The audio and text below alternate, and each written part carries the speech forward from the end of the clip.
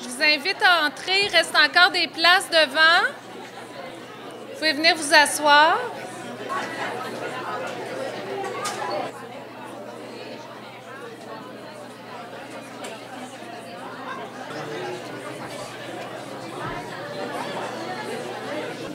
Mon nom est Christine Larrivée.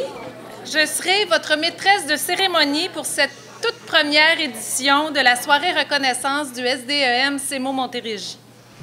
Voilà maintenant plus de 33 ans que le SDEM CEMO Montérégie offre des services pour accompagner les personnes handicapées dans le développement de leur carrière et, ultimement, dans leur recherche d'emploi auprès d'une entreprise ayant la volonté et la capacité d'accueillir une personne ayant des besoins particuliers. Je n'ai pas besoin de vous convaincre ce soir qu'en acceptant d'accueillir une personne handicapée, vous avez fait une grande différence dans sa vie. Le fait que vous soyez ici en témoigne, car nous avons invité les employeurs ayant une approche particulièrement collaborative, bref, des patrons au grand cœur. Dans les prochaines minutes, vous serez invités à venir me rejoindre sur scène pour qu'on vous remette un certificat de reconnaissance. Mais d'abord, j'inviterai Mme Liette Landry, directrice générale du SDEM CEMO Montérégie, à venir vous adresser quelques mots.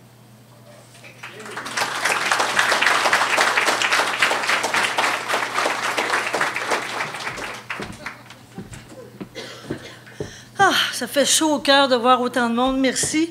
Alors, mesdames, messieurs, bonsoir.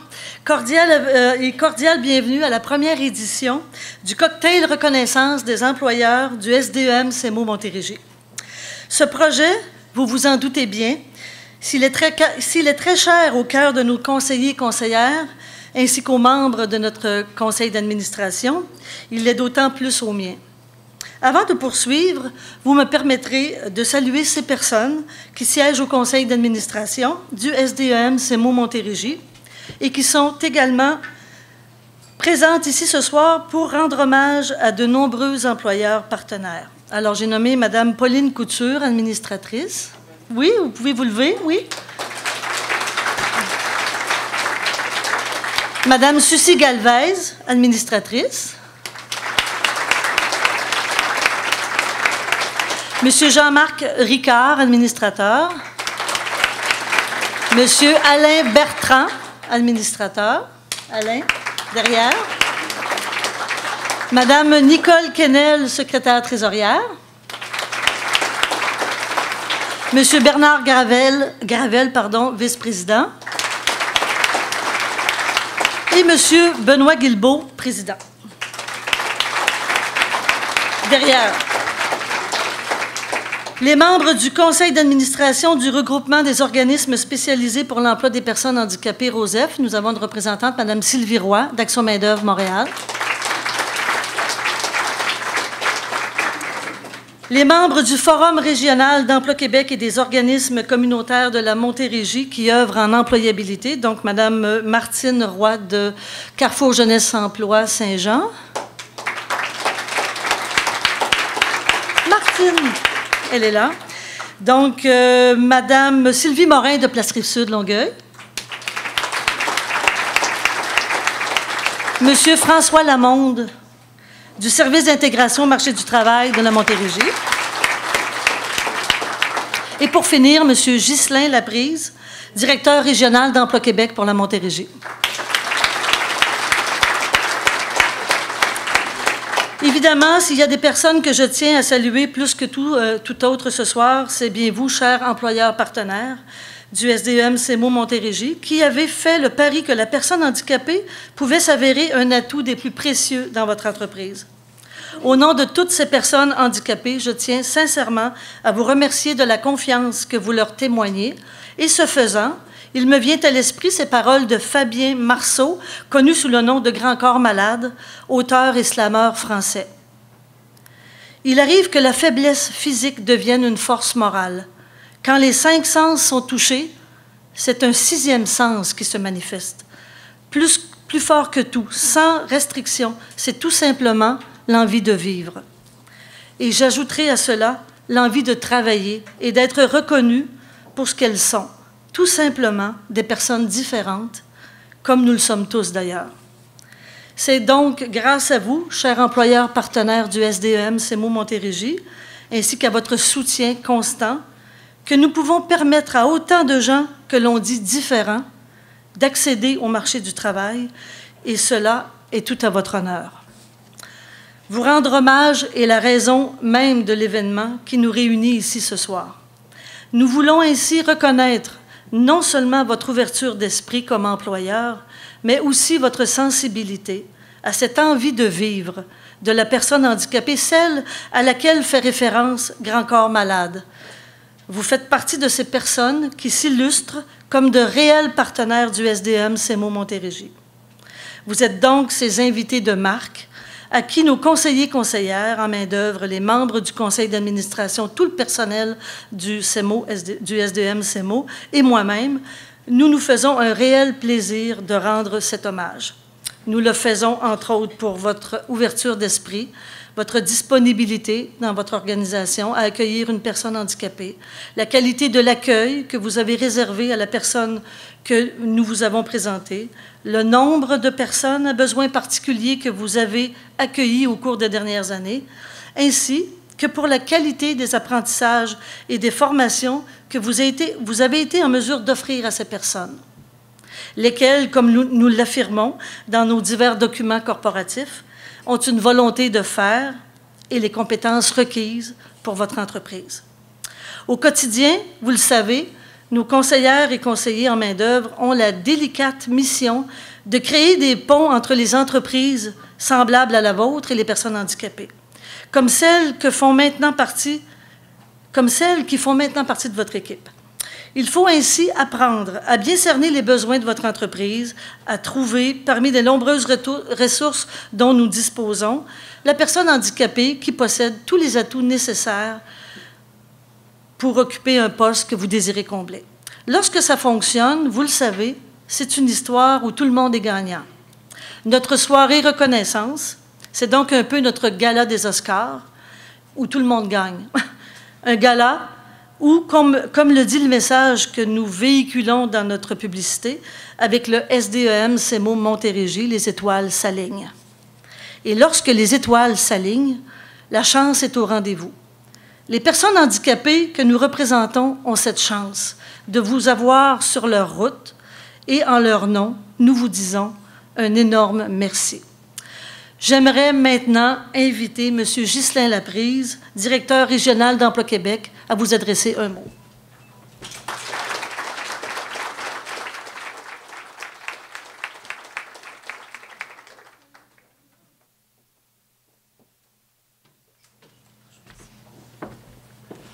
Quel côté? Celui-là. En bas, c'est mon portefeuille. Ça... Ce soir.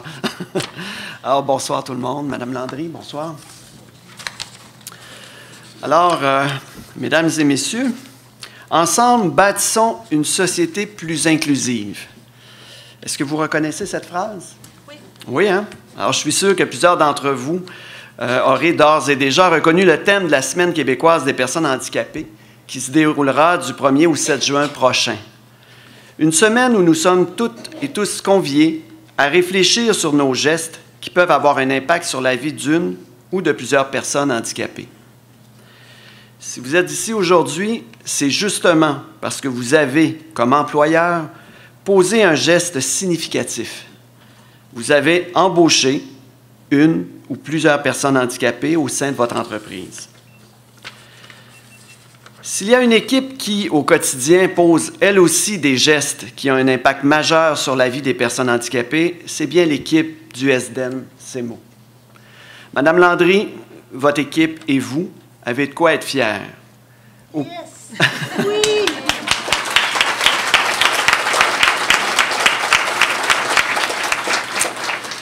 Au cours des dernières années, vous avez contribué à donner aux personnes handicapées de partout en Montérégie une chance égale d'acquérir leur autonomie financière par le travail.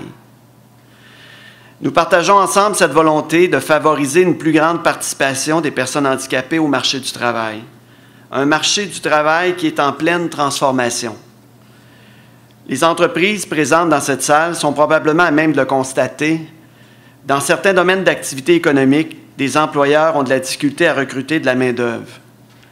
En contrepartie, plusieurs personnes handicapées sont prêtes à travailler et n'occupent toujours pas d'emploi.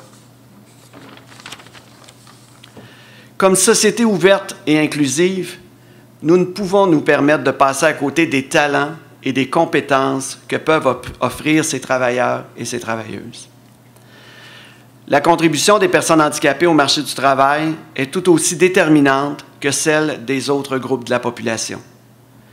Nous devons leur offrir un environnement adéquat pour qu'elles développent leur plein potentiel et s'intègrent de manière durable au monde du travail.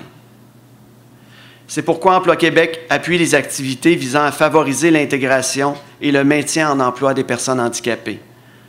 À titre d'exemple, Emploi Québec finance des activités préparatoires à l'emploi ou encore aide les employeurs par une aide financière à adapter leur milieu de travail. Ensemble, continuons nos efforts afin qu'un handicap, quel qu'il soit, ne soit plus un obstacle à l'épanouissement des personnes. Merci et bonne soirée.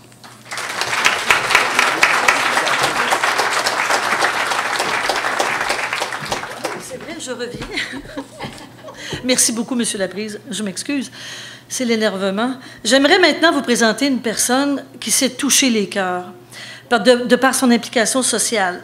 La vie a fait qu'elle est en mesure de comprendre parfaitement ce que vivent les personnes à besoins particuliers. Et vous allez comprendre pourquoi. Car elle est la maman dévouée d'une petite fille handicapée à qui l'on a dédié, je m'excuse, un film qui a pour titre « Alphée des étoiles ». Laure Varidel fait partie des femmes les plus influentes du Québec. Cette éco-sociologue est la cofondatrice de l'organisme Équiterre qui se voue au développement durable depuis plus de 10 ans. Comme je le mentionnais plus tôt, Laure est très sensible à notre mission, car sa fille, Alphée, a, elle aussi, des besoins spéciaux. C'est pour cette raison que je lui ai demandé d'être notre présidente d'honneur. Je m'excuse énormément. Ça va, tout va bien. Alors, Laure, s'il vous plaît, merci.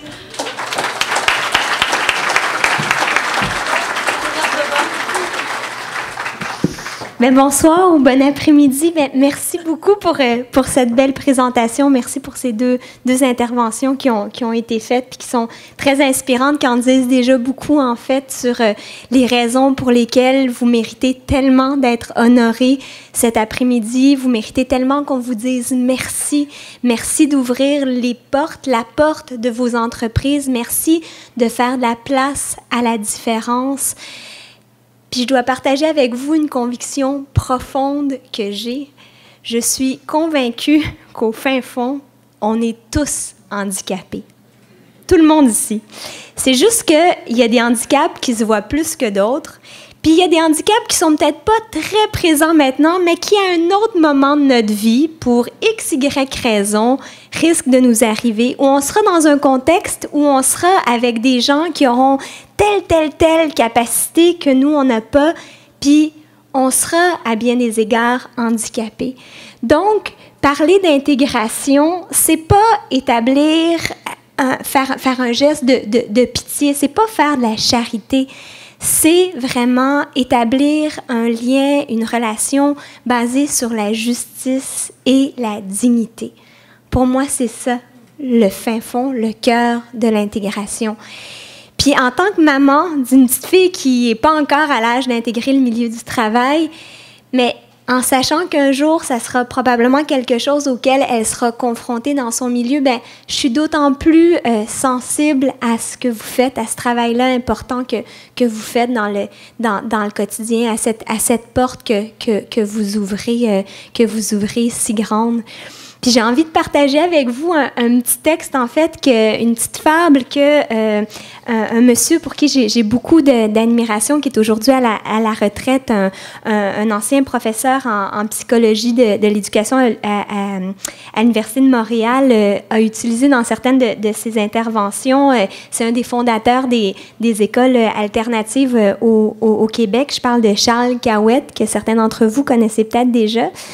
Et je pense que bien que ce texte-là parle davantage de l'école, je pense qu'on pourrait presque remplacer le mot école par entreprise ou milieu de travail. Fait que je vais me permettre de le lire parce qu'il Parce que vous le saurez après pourquoi. Donc, la fable s'appelle « L'école des animaux ».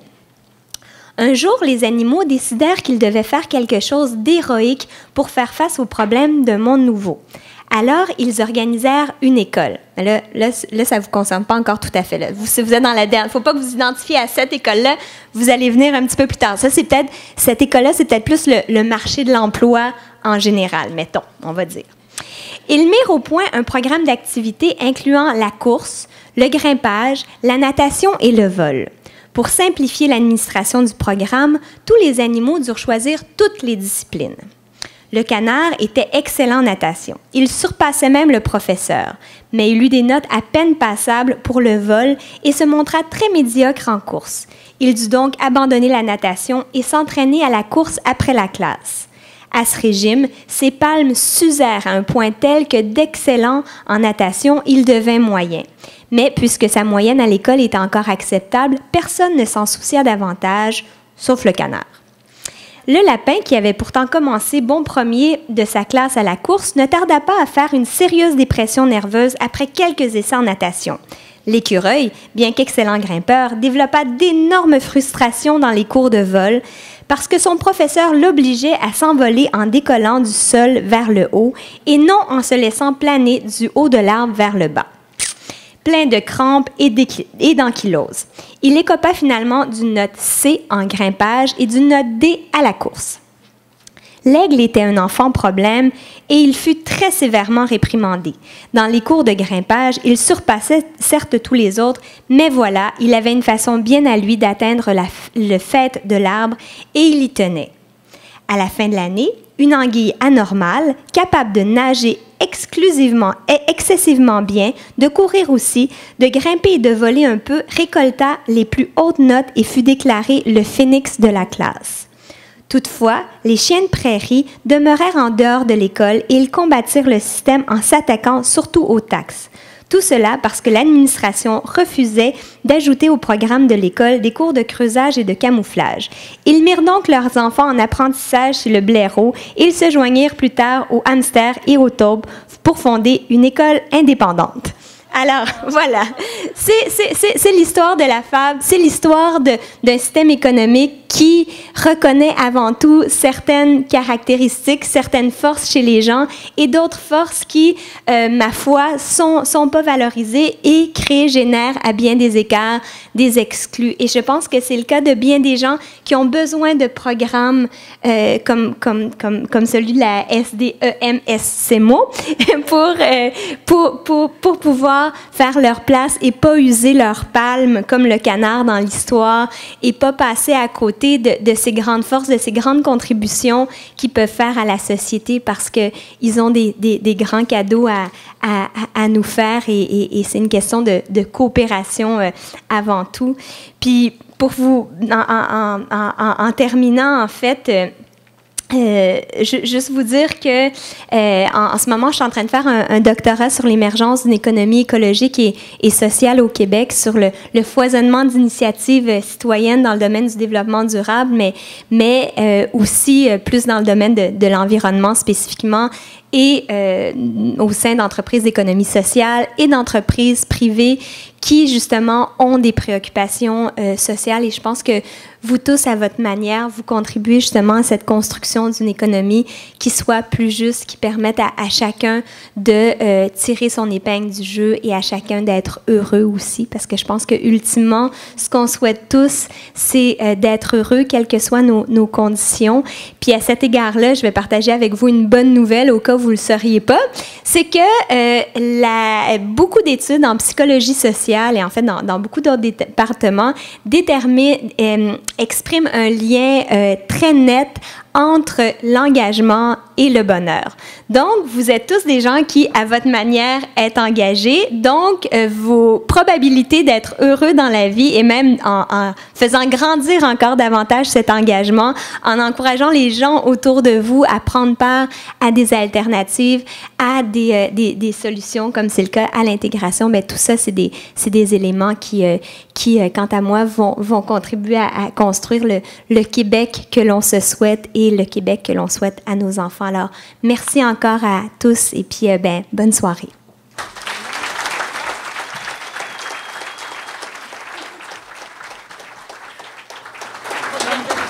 Merci beaucoup, Laure. Donc, pour vous remercier, pour vous signifier en fait notre appréciation, on aimerait vous offrir un cadeau pour vous remercier d'avoir accepté la présidence d'honneur de l'événement. Wow. Merci beaucoup. Merci infiniment. Merci, Laure. On va descendre, nous, Oui. à la photo.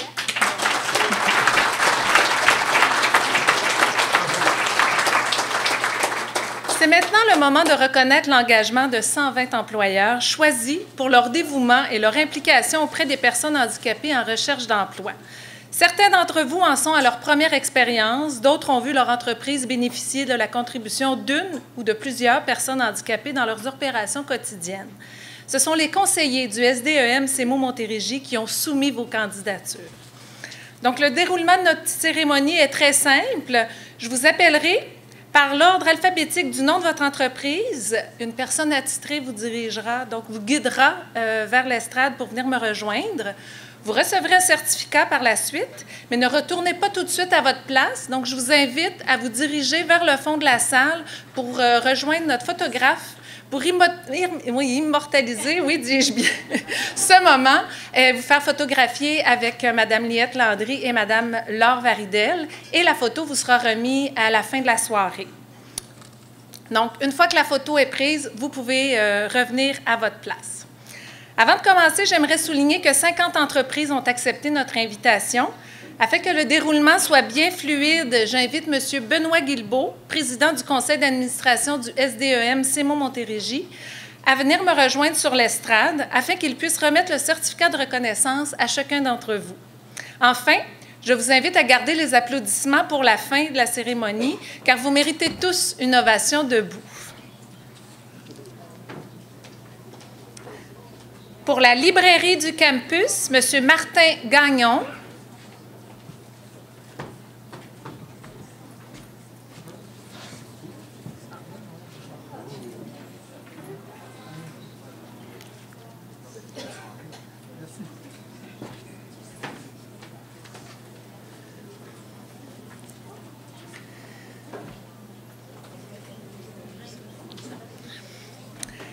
Afin de conclure notre soirée, j'invite maintenant M. Guilbeault à vous adresser quelques mots. Écoutez, ça a été un réel plaisir pour moi de remettre ces prix aux employeurs, puisque c'est un petit peu notre pain et notre beurre si on veut arriver à faire ce que l'on fait le mieux, c'est-à-dire permettre aux personnes qui ont des différences d'arriver à s'accomplir sur le marché du travail. Cela dit, mes expériences m'ont appris depuis longtemps que les personnes handicapées, et c'est le cas plus que jamais, sont appelées à contribuer très activement au développement économique de nos communautés. Ceci, bien entendu, à condition qu'on ose leur faire une place, ce que vous faites. En entreprise, c'est bien connu, savoir gérer les ressources humaines, c'est une priorité. Cependant, comme toujours, il existe un certain revers à la médaille et c'est celui d'apprendre à gérer des ressources différentes. Côtoyer une personne handicapée en milieu de travail, vous en conviendrez, pour la direction de l'entreprise comme pour l'ensemble du personnel, nous en apprenons beaucoup sur cet autre volet que j'appellerai plutôt la gestion humaine des ressources. Et ce faisant, n'est-ce pas ainsi que l'on contribue à rendre notre monde plus humain? Vous tous qui, comme employeurs, recevez le certificat de reconnaissance du SDEM CEMO Montérégie, sachez qu'à partir de ce soir, vous devenez en quelque sorte les ambassadeurs de la personne handicapée sur le marché du travail. Et en leur nom, je vous en remercie du fond du cœur. Enfin, tout en contribuant à ce que les personnes handicapées puissent jouer davantage leur rôle au sein de nos communautés, le SDEM CEMO Montérégie s'efforce sans cesse d'élargir son cercle d'employeurs partenaires. Et en ce sens, je tiens à vous faire part que l'an prochain, nous organiserons un déjeuner-conférence qui portera sur les possibilités d'embauche d'une personne handicapée et les avantages qui en découlent pour l'employeur d'engager davantage de personnes avec des besoins différents. Vous serez bien sûr conviés à ce déjeuner-conférence et nous espérons, le moment venu, pouvoir compter sur votre collaboration pour inviter d'autres propriétaires ou directeurs d'entreprise à se joindre à vous pour assister à cette rencontre. Plus il y aura de gens qui, comme vous, se font les ambassadeurs de la personne handicapée sur le marché du travail, plus nous faciliterons l'intégration de ces personnes à besoins différents au sein de notre communauté. En terminant, j'aimerais remercier les membres du personnel du SDEM CEMO Montérégie qui ont fait partie du comité organisateur de ce bel événement. Et pour terminer cette soirée, nous procéderons maintenant au tirage des prix de présence. Et encore une fois, merci. Madame Landry me fait des signes désespérés. Jean, on a pensé à tout le monde. On n'a pas applaudi les employeurs. Merci!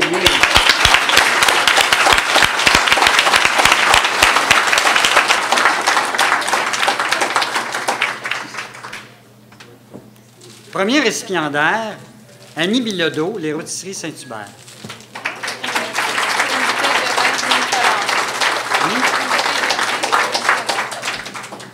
Une bonne bouteille de vinicolore. Si vous manquez d'idées, je peux vous aider. Donc, deuxième bouteille.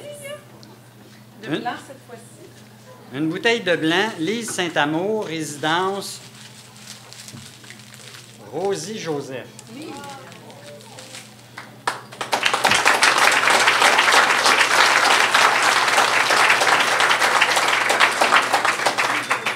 Pardon? Oui. Ça se peut.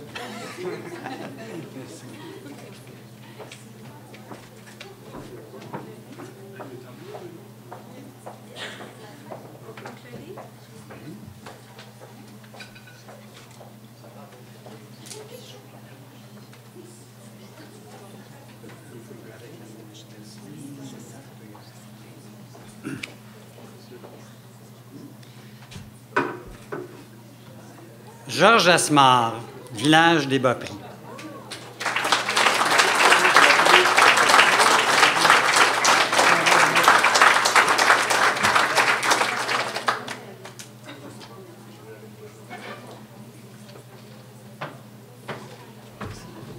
L'auteur est ici, si vous voulez faire dédicacer. Je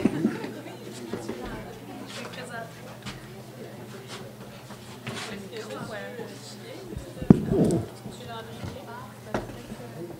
Monsieur Landry. Ce serait bien que vous nous rejoigniez sur scène.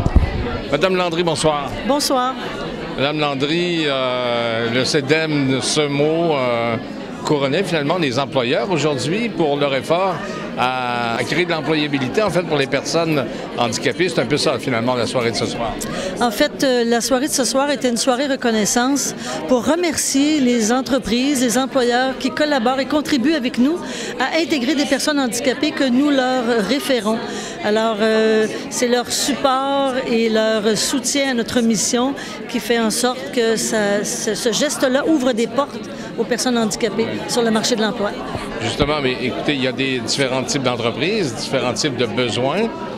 Comment vous arrivez à amarrer, finalement, si je peux dire, le talent d'une personne et les besoins de l'entreprise? En fait, on dit chez nous, nos professionnels, nos coachs de carrière, on les appelle comme ça, nos professionnels nos conseillers en main-d'œuvre font en sorte que le maillage se fait de façon très concrète avec une entreprise. Donc, nous, on va évaluer le potentiel de nos clients et on va faire un maillage avec les besoins de l'entreprise. Et on dit chez nous qu'on fait des fits parfaits, des matchs parfaits. On s'assure vraiment que l'entreprise va intégrer, accueillir de façon adéquate et on va accompagner l'entreprise dans l'accueil de la personne handicapée chez eux. Pour jaser, un exemple. Un exemple, en fait, c'est dans tous les secteurs d'activité économique. Il y a toutes sortes de formes de handicap, physique, sensoriel, intellectuel. Donc, c'est toutes sortes de métiers, d'emplois. Secteur de la restauration, secteur... secrétariat, en fait, communication. Les services, communication, secrétariat, en fait. Jusqu'à quel point c'est rentable pour les entreprises? Est-ce que c'est pas un fardeau? Pour une entreprise qui doit spécifiquement adapter finalement son plan de main-d'œuvre à la personne handicapée. Est-ce que c'est difficile pour les entreprises au départ? Bien, en fait, nous, on trouve qu'il y a beaucoup d'ouverture auprès des entreprises et en ce sens-là, nous, on est présents avec eux, on les accompagne, on fait aussi de la préparation des équipes qui vont recevoir la personne. Et on dit toujours que chez nous, une personne handicapée qui entre dans un milieu de travail va humaniser un peu le milieu de travail. Et les adaptations et les accommodements, souvent, sont même utiles pour les autres employés. Oui, mais je voulais dire, les employeurs vont nous dire aussi que sur le plan social, c'est très avantageux pour une entreprise de faire la démonstration qu'elle peut accueillir la différence chez elle. C'est ça, donc évidemment, il y a une incidence psychosociale pour la personne qui se fait accueillir en entreprise, c'est ça, là? Bien, pour l'employeur aussi, parce qu'en fait, il fait un geste concret d'accueillir la différence. C'est ça. Il ne faut pas voir ça comme un geste de charité, il faut voir ça comme un contrat d'échange de services. D'ouverture d'esprit, d'échange de services. Et les entreprises voient en cette main-d'œuvre-là une main-d'œuvre utile et qualifiée pour eux. Là. Oui, c'est ça, oui. Et l'employé, lui, qui entre dans une entreprise, c'est quoi le résultat finalement de son implication? Et en fait, toute personne qui a une prestation de travail, qui peut donner une prestation de travail, se valorise beaucoup pour le travail. Alors, les personnes handicapées, c'est la même chose. Hein? Comme disait Félix Leclerc, il n'y a rien de pire que de payer une personne à rien faire. Voilà. Mais avec l'inclusion et l'insertion sociale de ces personnes-là, c'est rentable finalement pour la société. Là. Absolument.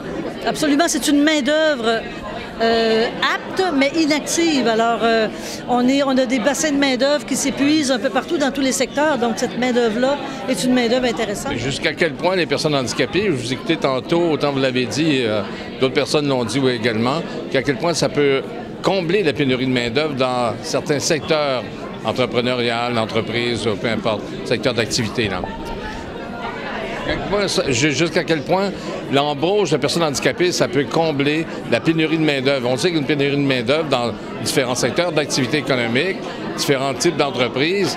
Jusqu'à quel point l'embauche d'une personne handicapée, ça peut combler une partie, en des cas, de cette pénurie de main-d'œuvre-là. C'est un peu l'essence de votre discours tout à l'heure. Bien, tout à fait. Et de toute façon, on voit que les personnes, sur le marché de l'emploi, les statistiques le disent, les personnes handicapées sont beaucoup moins présentes, ont un taux d'emploi moins élevé qu'une personne sans incapacité.